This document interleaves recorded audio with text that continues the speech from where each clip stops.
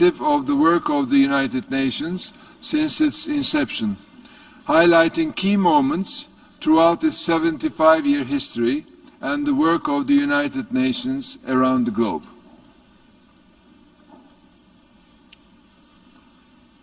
Ladies and gentlemen, we meet again in the quest for peace.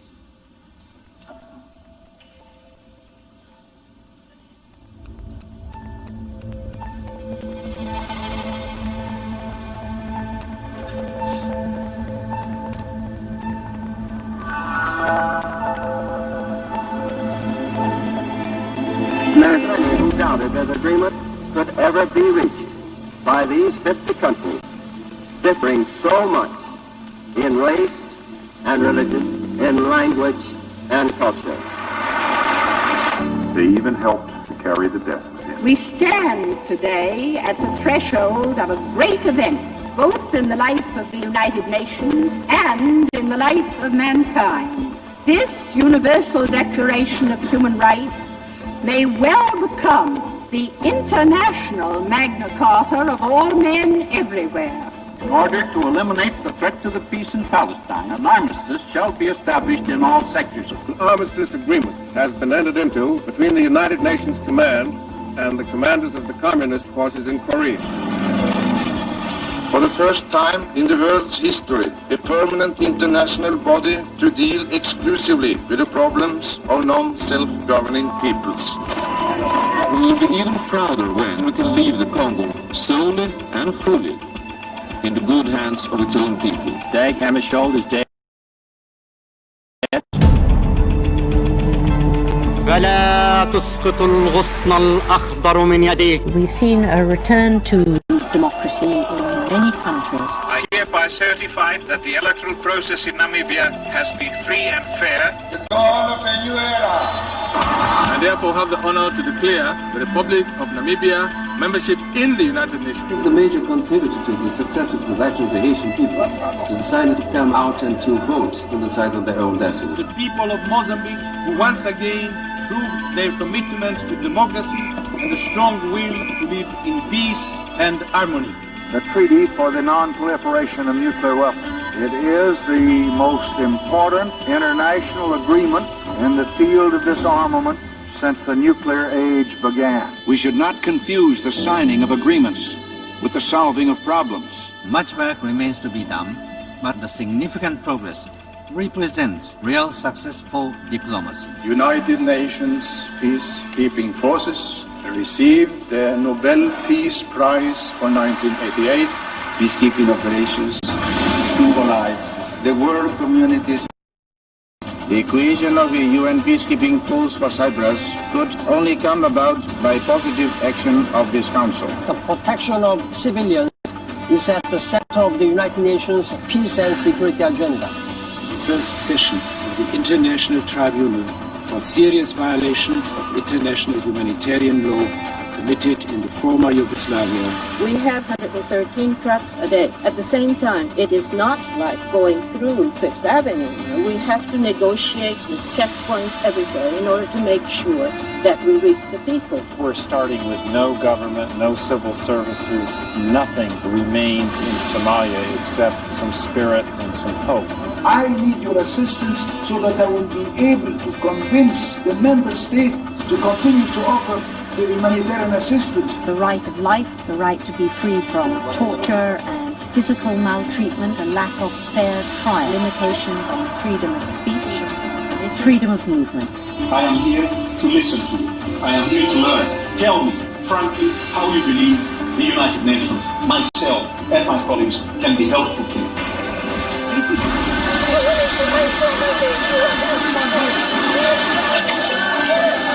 Minutes ago, an explosion ripped through a hotel in central Baghdad, the headquarters for the UN. The UN and the international community here have been simply stunned by what's happened. Officials are saying they believe it was a suicide attack. 100 people are wounded and 22 killed. Today we share our shock and sorrow at the loss of people we loved.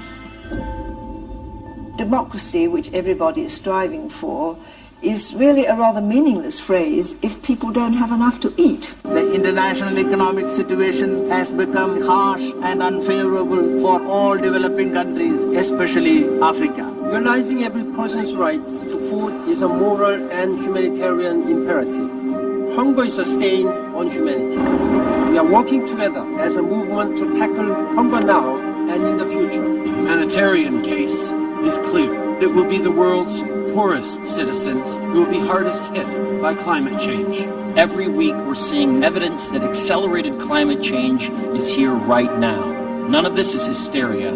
It is fact. And I'm beginning to wonder how many more alarm bells must go off before the world rises to each other.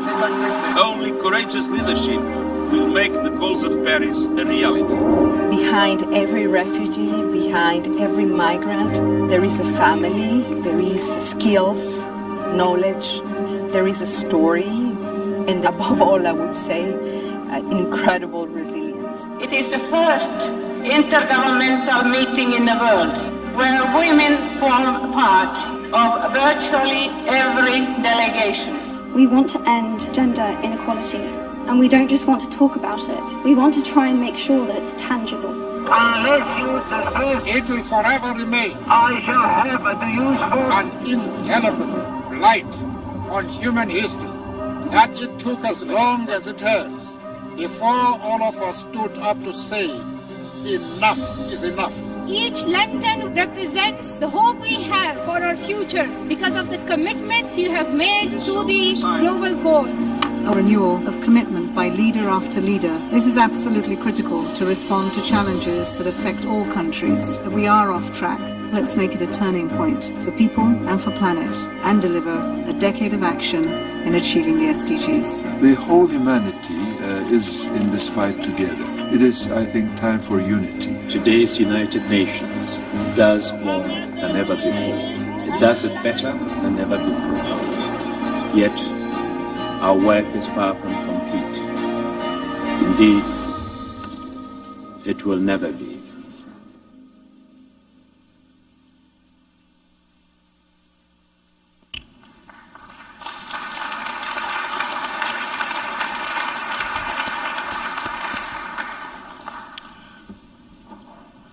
The third plenary meeting of the General Assembly is called to order. I now declare open the high-level meeting to commemorate the 75th anniversary of the United Nations. The high-level meeting is held pursuant to General Assembly Resolution 73-299 of 14th June 2019 and Assembly Decision 74-562 of 22nd July 2020 and takes place under sub-item A of Agenda Item 128 entitled Strengthening of the United Nations System.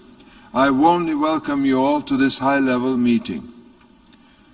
The General Assembly has before it a draft resolution issued as Document A-75-L.1 entitled Declaration of the Commemoration of the 75th Anniversary of the United Nations.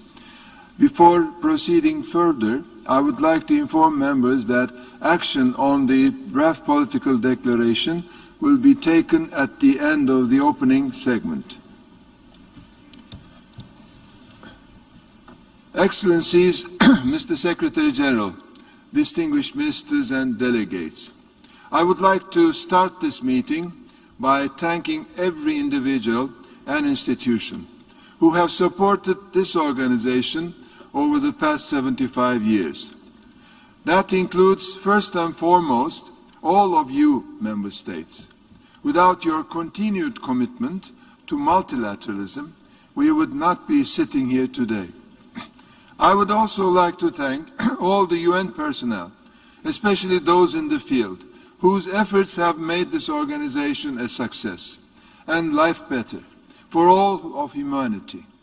Today, at the end of this segment, we will adopt the Declaration on the Commemoration of the 75th Anniversary of the United Nations.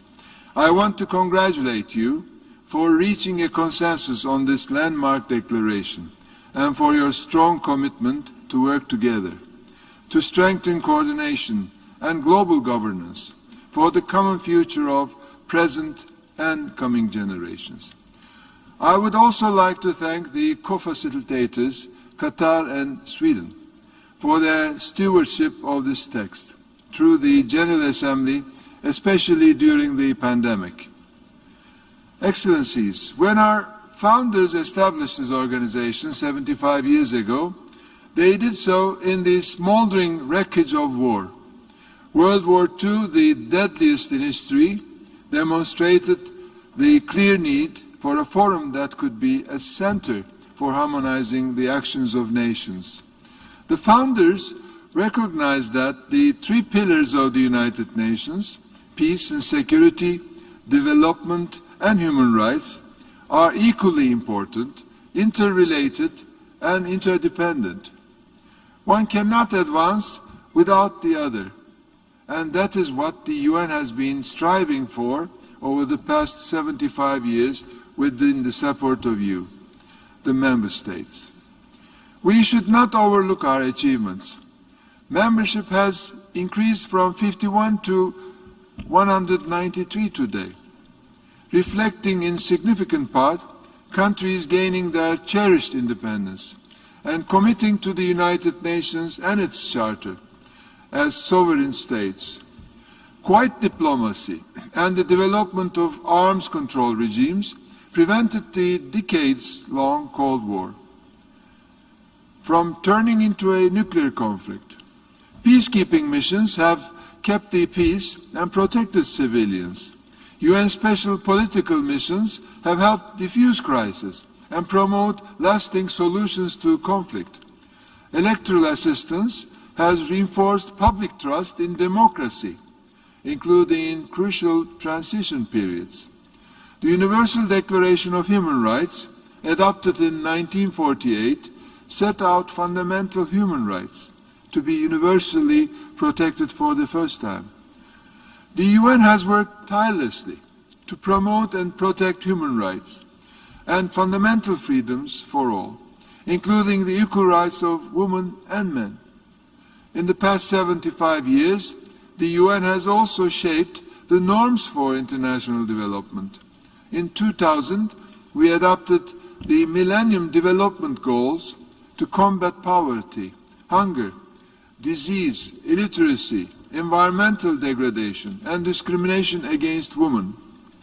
Now, as we enter the decade of action, we have recognized that implementation of the 2030 Agenda for Sustainable Development, which is universal, provides a coherent blueprint for a better world. This has become even more pressing in the context of the threats posed by climate change, disruptions caused by technological developments, and the current pandemic. Excellencies, multilateralism is not an option, but a necessity, as we build back better and greener for a more equal, more resilient, and more sustainable world. The United Nations must be at the center of our efforts. Since the UN was established, the world has changed in unimaginable ways. An upgraded UN must respond to these challenges and changes to stay relevant and effective. It must be inclusive and consult widely with all relevant stakeholders, including regional and sub-regional organizations, non-governmental organizations, civil society, the private sector, academia, and parliamentarians to ensure an effective response to our common challenges. We must support the United Nations to evolve into a more agile, effective, and accountable organization, so it is fit for purpose and can deliver the future we want. Excellencies, as you have made clear in the declaration, there is no other global organization with the legitimacy, convening power, and normative impact as the United Nations. No other global organization gives hope to many people for a better world. As we enter the 75th session, it is now time to act. I am taking the call for renewed global action seriously. The United Nations is only as strong as its members' commitment to its ideals and to each other. Before concluding my remarks, I would like to make a strong call on the Member States. It is now time to mobilize our resources, strengthen your efforts, and show unprecedented political will and leadership to ensure the future we want and the United Nations we need. The time for now is action. Thank you.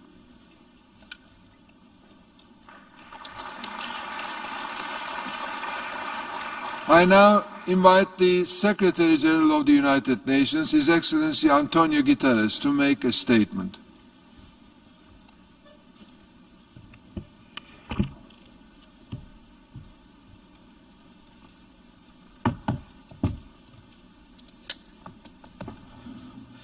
Mr. President, Excellencies, the ideals of the United Nations, peace, justice, equality, and dignity are beacons to a better world. But the organization we celebrate today emerged only after immense suffering. It took 2 world wars, millions of deaths, and the horrors of the Holocaust for world leaders to commit to international cooperation and the rule of law. That commitment produced results. A 3rd World War, which so many had feared, has been avoided. Never in modern history have we gone so many years without a military confrontation between the major powers. This is a great achievement of which member states can be proud and which we must all strive to preserve. Down the decades, there have been other historic accomplishments, including peace treaties and peacekeeping, decolonization, human rights standards and mechanisms to uphold them, the triumph over apartheid, life-saving humanitarian aid for millions of victims of conflict and disaster, the eradication of diseases, the steady reduction of hunger, the progressive development of international law, landmark pacts to protect the environment and our planet. And most recently, unanimous support for the Sustainable Development Goals and the Paris Agreement on climate change provided an inspiring vision for the 21st century. Yet, there is still so much to be done. Of the 850 delegates to the San Francisco conference, just 8 were women. 25 years since the Beijing Platform for Action, gender inequality remains the greatest single challenge to human rights around the world.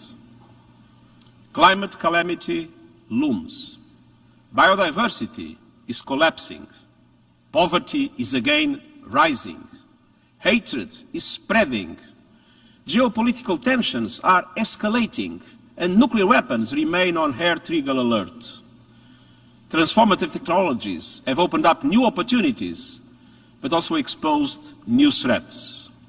And the COVID-19 pandemic has laid bare the world's fragilities. We can only address them together. Today we have a surplus of multilateral challenges and a deficit of multilateral solutions. I welcome the General Assembly's 75th anniversary declaration and commitment to reinvigorate multilateralism. You have invited me to assess how to advance our common agenda, and I will report back with analyses and recommendations. And this will be an important and inclusive process of profound reflection. Already we know that we need more and more effective multilateralism with vision, ambition, and impact. National sovereignty, a pillar of the United Nations, goes hand in hand with enhanced international cooperation based on common values and shared responsibilities in pursuit of progress for all. No one wants a world government, but we must work together to improve world governance. In an interconnected world, we need a networked multilateralism in which the United Nations family, international financial institutions, regional organizations, trading blocs, and others work together more closely and more effectively. And we also need, as the President said, an inclusive multilateralism, drawing on civil society, cities, businesses, local authorities, and more on young people. Mesdames et Messieurs, Ladies and gentlemen, Le secrétariat a célébré cet anniversaire en menant une consultation à l'échelle planétaire. Plus d'un million de personnes à travers le monde, et notamment un grand nombre de jeunes, ont fait entendre leur voix. Les participants ont fait part de leurs craintes et de leurs espoirs pour l'avenir. Ils estiment que la coopération internationale est indispensable pour faire face aux réalités de notre époque. Ils ont relevé que la pandémie du noted that the COVID-19 COVID-19 pandemic made this solidarity even more urgent. They underscored that the world needed universal systems for health and basic services. People fear the climate crisis, poverty, inequalities, corruption, and systemic discrimination on the basis of skin color or gender. They see the UN as an instrument to build a better world, and they are counting on us to be able to rise to the occasion to face the challenges of today. This responsibility falls first and foremost to member states. These are the member states who founded the United Nations. It is their duty to invest themselves fully in it, to feed into the organization, and to provide it with the resources that it needs to have a true impact. We owe it to we, the peoples. We owe it to the peacekeepers, to the diplomats, to humanitarian personnel, and to all those who sacrificed their lives to progress our common values. I pay tribute to all members of staff, past and present, for their devotion to bring to life the ideals of the UN. The founders of our organization set down to work while conflict was raging. Today, it falls to us to chart a path away from danger. To cite the terms of our charter, it falls to us, the United Nations, to combine our efforts to accomplish these aims. I thank you.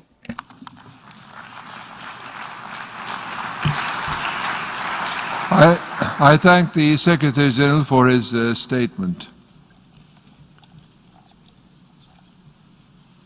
I now invite the Secretary,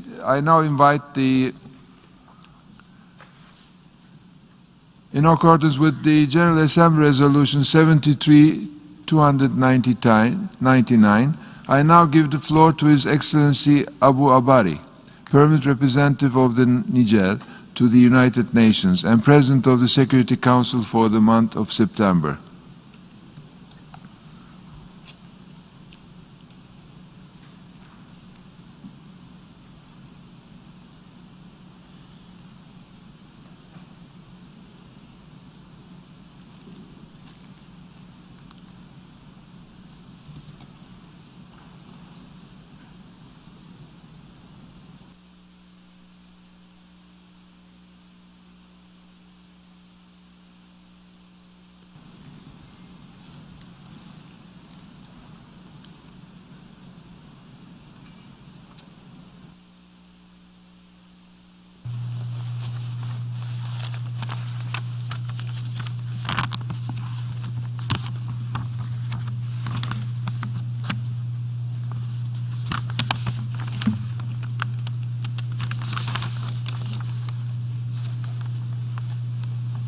Mr. President of the General Assembly, Mr. Secretary General, ladies and gentlemen, allow me at the outset to extend to you, on behalf of the membership of the Security Council and on my own behalf, my warmest congratulations on your brilliant election to the presidency of the 75th session of the General Assembly.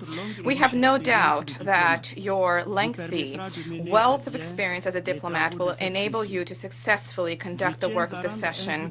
I wish to pay a vibrant tribute to your predecessor, His Excellency Mr. Tijani Mohamed Bande, for the work that he has achieved in a context made particularly difficult by the COVID-19 pandemic. I should also like to extend and express our satisfaction for the constant, ongoing contact that he has maintained between the General Assembly and the Security Council. Mr. President, the The theme selected as a theme of the debate for the 75th General Assembly, the future we want, the United Nations we need, reaffirming our commitment to multilateralism during this 75th General Assembly that you will preside over, is of great importance. This is very relevant and timely as it refers us to the ideals and objectives that serve as the foundation of our organization. Examination of this theme will give us an opportunity to reaffirm our priorities in the face of the plethora of challenges and crises faced by the world, as well as to propose appropriate responses to address them. As you are also aware, the commemoration of the 75th anniversary of our organization arrives at a moment when the international community continues to suffer the horrors of the novel coronavirus pandemic.